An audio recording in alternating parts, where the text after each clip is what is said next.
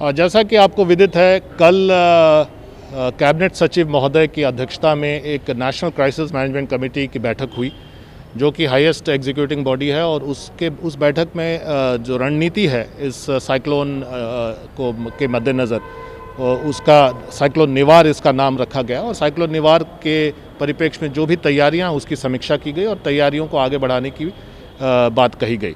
उसी सिलसिले में स्टेट गवर्नमेंट के साथ और स्टेट गवर्नमेंट के कोऑर्डिनेशन से हम लोगों ने एनडीआरएफ की टीमें लगा दी हैं।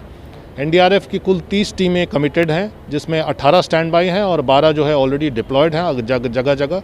वो भी स्टेट गवर्नमेंट के जैसे ही कहे अनुसार और हिदायत के अनुसार हम लोगों ने डिप्लॉयमेंट किया है। जो सिचुएशन है वो अभी फ़िलहाल बारिश तो शुरू हो गई है, लो प्रेशर है इसलिए, लेकिन ये मार्क लो प्रेशर आगे डीप डिप्रेशन से होते हुए साइक्लोनिक स्टॉर्म में बदलेगा। और जो आज मेरी आईएमडी डायरेक्टर जनरल से बात हुई महापात्रा जी से, महापात्रा जी ने इसको कंफर्म किया कि ये एक सीवियर साइक्लोनिक स्टॉर्म की कैटेगरी में आएगा, जिसमें जो विंड स्पीड होती है वो 100 या 90 के बीच में होती है। कभी कभी गस्टिंग विंड 110 किलोमीटर प्रति घंटे हो सकती है। इसे हम लोग एक नेगोशिएबल साइक्लोन की कैटेगरी में रखेंगे, जिसको अगर सारी तैयारियां रहें तो जो हमारी मंशा है, जो national crisis management committee meeting में इसको एक टारगेट के रूप में रखा गया कि ज़ीरो कैजुअल्टी अप्रोच होना चाहिए, तो ज़ीरो कैजुअल्टी अप्रोच लेके हम लोग चल रहे हैं। और उम्मीद है कि अगर हम लोग सभी तैयारियां पूरी मुनासिब तरीके से कर पाएँ तो हो सकता है ज़ीरो कैजुअल्टी ही रहेगा और हम लोग इसको हैंडल कर पाएंगे।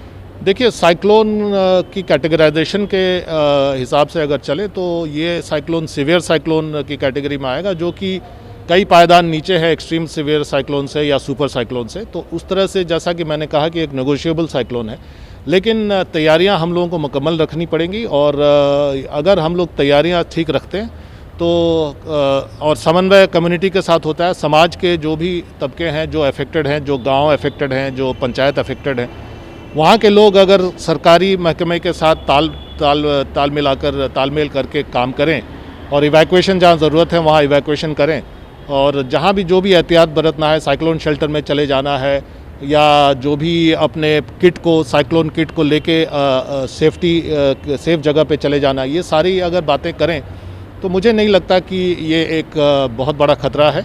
लेकिन नेचर है, नैसर्गिक सिचुएशन है, नेचर के साथ खिलवाड़ नहीं किया जा सकता, इसलिए तैयारी हम लोगों को पूरी करनी चाहिए and we should be prepared for the tough situation. अगर हम लोग प्रिपेयर्ड रहेंगे तो मुझे लगता है कि हम लोग इसमें सक्षम होंगे।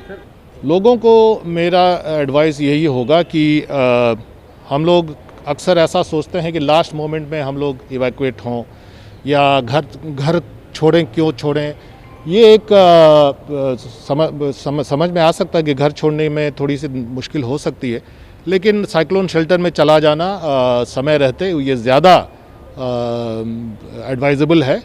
और थोड़ा भी अगर शक है कि किस तरह से इसका इम्पैक्ट होगा या हमारी छत पर इम्पैक्ट हो सकता है कि नहीं, घर पर इम्पैक्ट हो सकता है नहीं, फूस और छप्पर का घर है, ये वनरेबल हो सकता है कि नहीं, ऐसी परिस्थिति में कोई रिस्क नहीं लेना चाहिए। मुझे लगता है कि एक रात साइक्लोन शेल्टर में गुजारने में कोई दिक्कत नहीं है। और जो भी स्थानीय अथॉरिटीज़ हैं उनको भी हम लोगों ने यही हिदायत दी है और यही एडवाइस दी है।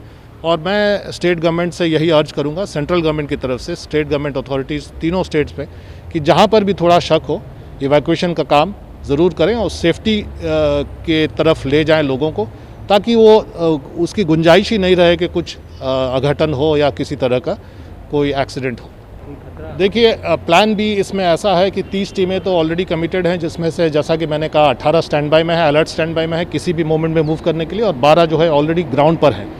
इसके अलावे भी, इस 30 टीम के अलावे भी अगर प्लान बी में किसी और टीम की ज़रूरत है तो उसको भी स्टैंड बाई में रखा गया है। और हम लोगों ने अगल बगल के स्टेट्स को भी अलर्ट मोड में रखा है। ज़रूरत पड़ने पर हम लोग एयरलिफ्टिंग करेंगे या ट्रेन या बाई रोड हम लोग टीम्स भेज सकते हैं।